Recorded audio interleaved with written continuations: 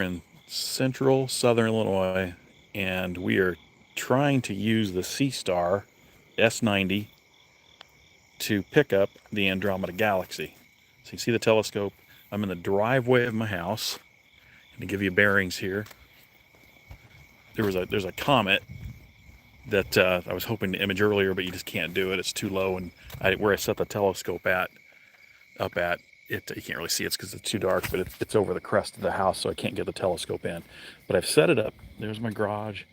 I'm coming out. The telescope's over here, and I've got it aimed right now at, if I go up like that, there's a tree line there, the Andromeda galaxy just behind Cassiopeia that you can't really see there. But with the way the SeeStar works, it aims the telescope automatically. I just hit go to the Andromeda galaxy and it does it, and then it shows up. I just want to show what it looks like on the iPad. So I could do this on my phone too, but I've chosen to put it on my iPad right now. So what it's doing, once it zooms in on it, it starts to enhance the image by taking 10-second. Look, there's a satellite that went by. They got a picture of a satellite there, if you can see it right there. So it caught that. But what it's doing is it takes 10-second exposures. You can take 10, 20, or 30-second exposures. I take 10. I think most people take 10. And so it takes 10-second pictures at a time, and then it stacks them on top of each other, and it makes it much, much brighter, as you can see there.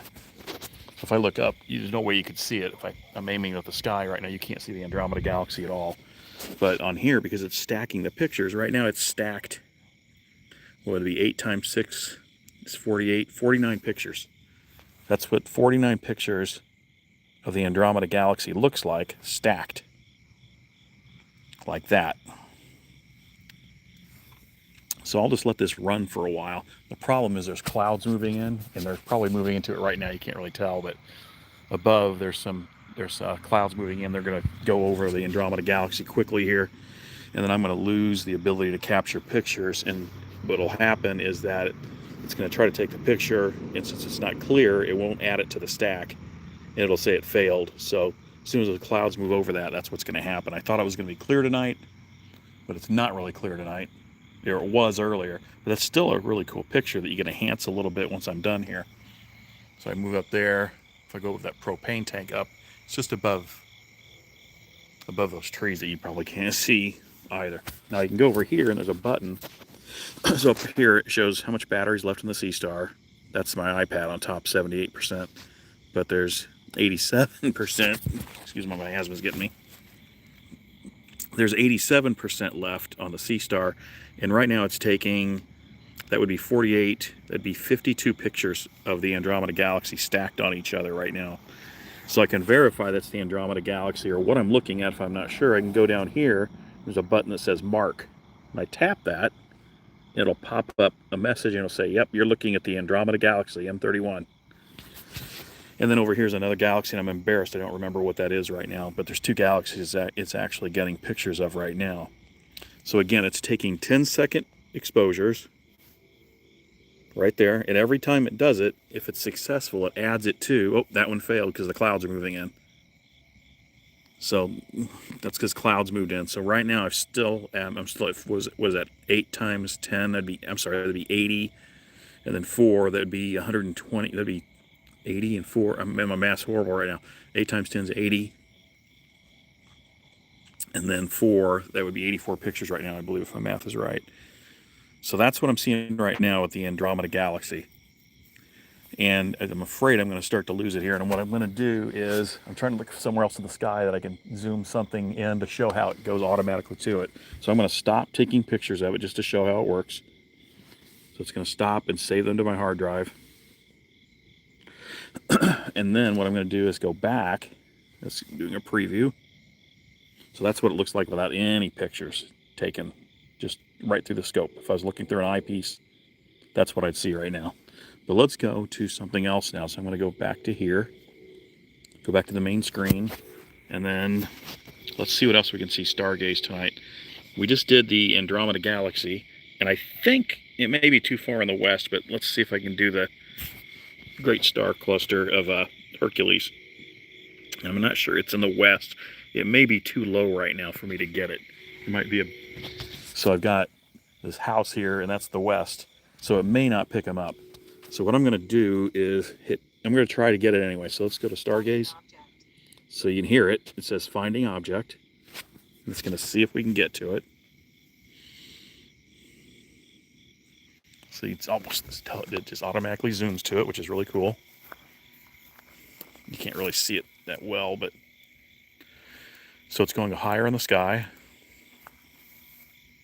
So all I had to do is hit go to, and you can probably hear this little servo motor when they're turning it.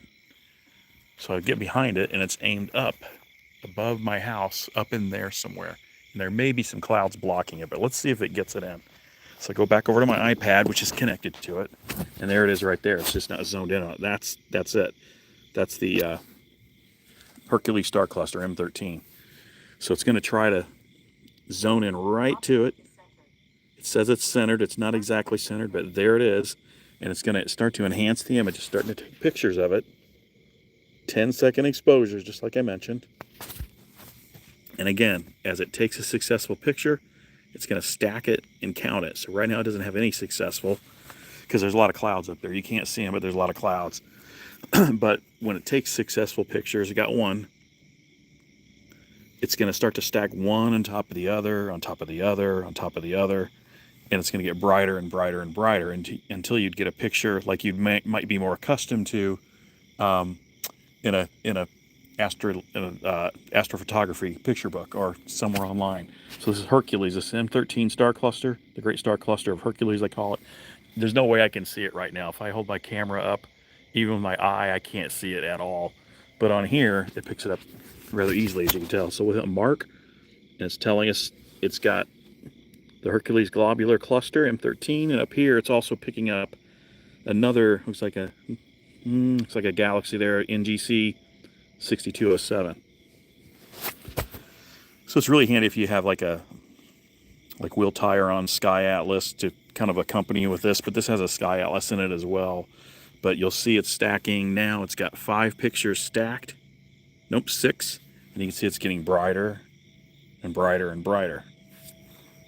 So that's pretty cool. So that's easy. So I could let this run as long as I want or until the battery wears out, and I'm at 86% on my battery on the SeeStar. And I could let this run until it's out of power, and then it would close on its own and save the picture that it took. It's just going to get more and more brighter and resolute the longer I let it go here. So what I'm going to do, because there's clouds moving in, I want to demonstrate how it can go to any object so easily. I'm going to try to do it again here, so I'll hit stop. And then I'm going to go back to the main screen. It's going to exit. And let's go to something else real quick. And I think it would be great to see, the Pleiades aren't high enough yet. They're not coming up yet, so we're going to skip that one. Let's try to do, I don't think there's any planets up this high right now either, where I'm at. Let's see if there's anything high enough in the sky. Pluto's pretty dim. Saturn might be. We could try for Saturn. And then Jupiter would be a great one, but it's currently not visible. So we're going to try to do, we'll try to do Saturn just to see if it's, I think it's maybe below some trees. That's my shed on the other side of my house. I think it's behind some trees there. Saturn this is. But it's going to try to get it. And it'd be fantastic if it could. So here we go. It's the SeeStar's moving, if you can tell. Let me back up a little bit. So it's turning to the east to where Saturn's coming up in the east right now. And on the screen on my iPad, or this could be on your phone as well, it's giving you an update of what it's doing exactly. So it's finding Saturn. It's 4 degrees from the target, and it might be high enough in the sky. But what you're going to see is, because of the focal length of the SeeStar, it's not really designed for planets really well. So I've never tried to get Saturn or capture Saturn on the SeeStar, because I know it's not optimal for planets, but let's see what we can get here. So, assuming there's no clouds covering it, it says it's centered. Start enhancing image. That must be it. Yeah, that's pretty big for it to be it. Let's see what it gets. You can see it's kind of light up there. That's a cloud that's moving in, so that's not helping out helping matters out. So let's let it do its job here a little bit. And it says up here that it is enhancing the image. And that's it. Yeah, that's that would be Saturn, and you can see it's not going to show the rings yet. It's going to take several pictures of it, but you can see those are the moons. Excuse me, my husband's getting me. Those are the moons. My finger's trying to move over it for you. The moons of Saturn right there. So I can do the same thing as I do with nebulas or galaxies or whatever, and let it take these 10-second exposures and stack them slowly over each other. Now, what's really neat about the planets is that if you do this every night, you can actually see the planets move, right? Because they're rotating just like our moon, and that's pretty cool that you come back and see that every night and watch them change. Now, as you can see, it's a lot smaller than you might anticipate. You don't see the rings yet, but I've never done this on this device to get Saturn. I'm assuming if we take enough pictures of it, we'll start to see the rings appear. So if I look up here, excuse me, it's taken 6 pictures of it, so 10 seconds each, 6 of them, that's a minute. So that's 6, that would be 6 pictures of Saturn on my iPad directly off the telescope. So we're going to let it sit. And I know I'd have to look up what moons those are. That's where like I can have Mark, maybe it'll tell me. No, it's not telling me yet. It doesn't know. But it would maybe tell you which moons you're looking at there. But those are definitely, I'm going to say 3 or 4 moons of Saturn right there that you're seeing with it. But I'm really curious if it'll pick up the rings of Saturn. And we'll just have to let it develop for a little while to see if it does that.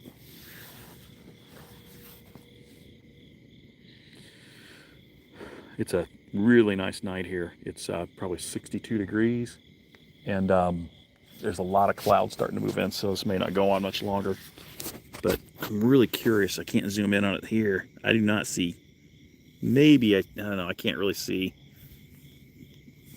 the rings of Saturn come out yet. They're just not there. We'll let it go a little bit longer. I think there's too many clouds that it's trying to break through there.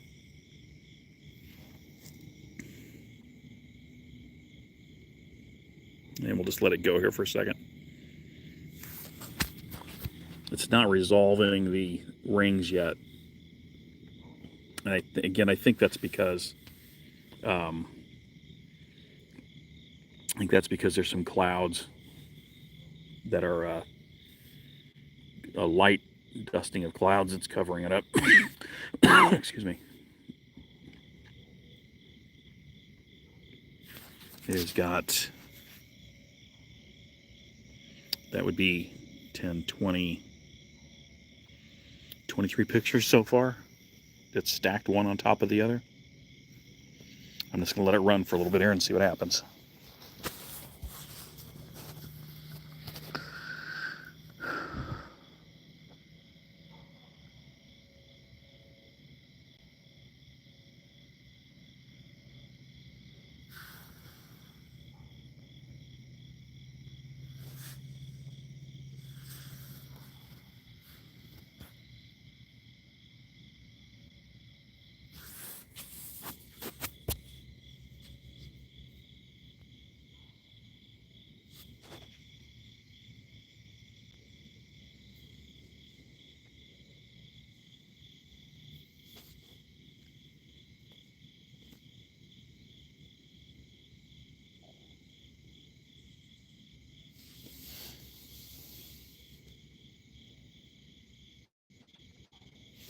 So we are up to, looks like 32 pictures stacked. I do not see the rings yet, though. Can I zoom in on it? Yeah, I just do not see any rings of it yet. So we're trying to get Saturn in on the SeeStar here. And I'm just not seeing the rings yet after 32 pictures. Actually 30, excuse me, 34 pictures now. But that's definitely Saturn with its moons right there and there. A couple of their moons orbiting it.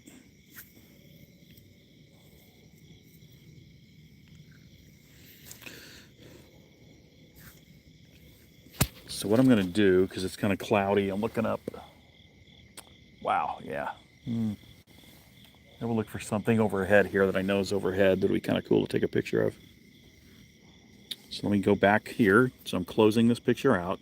and just show you how easily it zooms to things. So I'm going to go back to the main screen, and we're going to try to find something in maybe up above overhead. So I think the Swan Nebula and the Eagle are both overhead, and the dumbbell might be too. But let's try to do the let's try to do that one. And it's only it may be kind of low in the sky. I'm going to go back, and we'll try the Eagle Nebula. That's a little higher. Let's go back and try the pinwheel. That's about the same, but let's try to do the pinwheel, see if we can pick it up. Finding object. So you can see the SeeStar is just going to move automatically to it. I don't know if you can see that. So you can hear the servo motor moving. Maybe. But it's moving. I don't know if I can turn a light on with this or not. Can I do that? Yeah, there we go. So it's turning.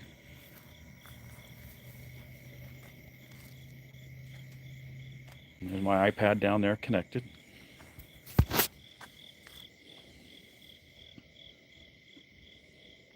It's high enough up. It's up above. Looks like into the north is where it's at. So let's turn that off for a moment. And we'll come back here and see if it picks it up. So this is M101. This is in the northern part of the sky. And it's going to try to get to it. So it's doing this automatically on the go-to. It's very close to it right now, if there's no clouds preventing the SeeStar from resolving it. Let's see if it gets it. Object is centered. It says it's centered. Start enhancing image. Ooh, it's a pretty dim one. So it should be right in the center, but it's going to start enhancing it. Now you can kind of tell maybe a little bit in there. Let's see what happens if we let it go here. So again, it's taking 10-second exposures, and they're going to stack them one on top of the other, and that's indicated up here how many it's successfully stacked by number of seconds of exposures.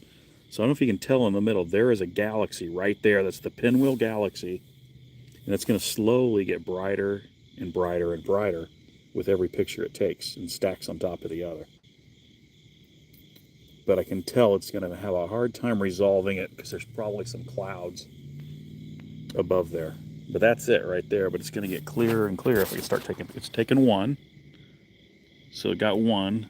Let's see how many you can get here. There's two. You can kind of see it's like a pinwheel.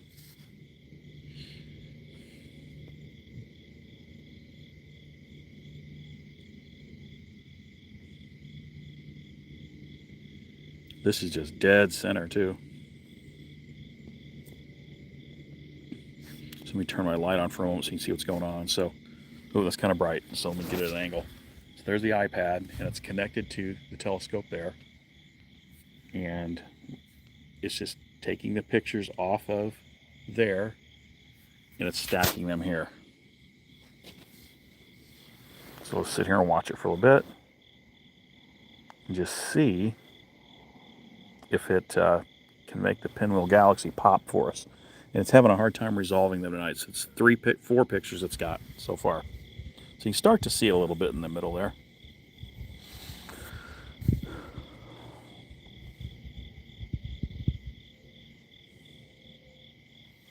It's now got 5 pictures of it. It'll get brighter and brighter and brighter.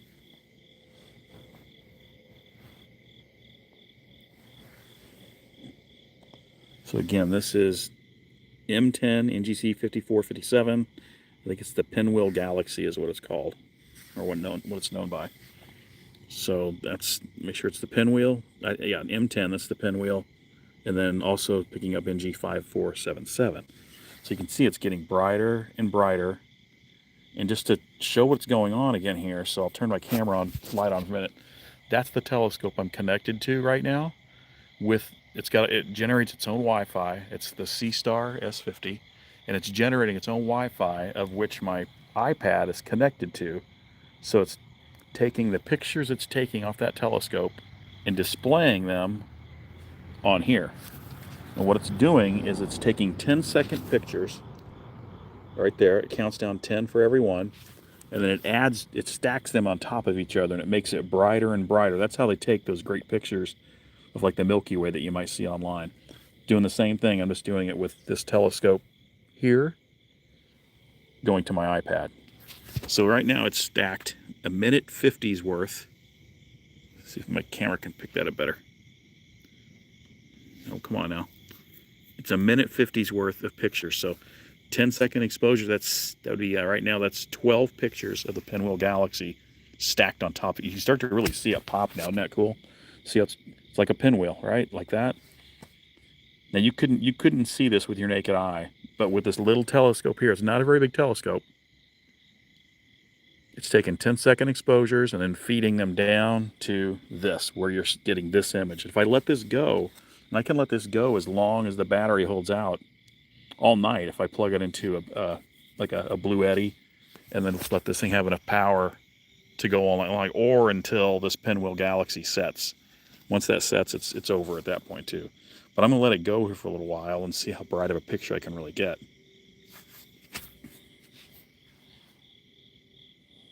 Let's try to adjust it a little bit here if I can. The brightness.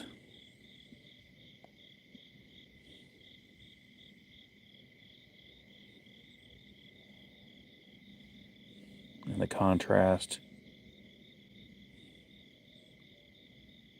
Bring that down a little bit. There you go. You can start to see it kind of pop a little bit more. So again, that is the Pinwheel Galaxy, just simply of this little telescope right here, called the SeeStar S50, and then it sends the pictures by its Wi-Fi to any device you want. It could be your phone, or in this case, I'm sending it right to my iPad here. So I just downloaded the app that connects the iPad to that, and you're going to start to get the pictures like this.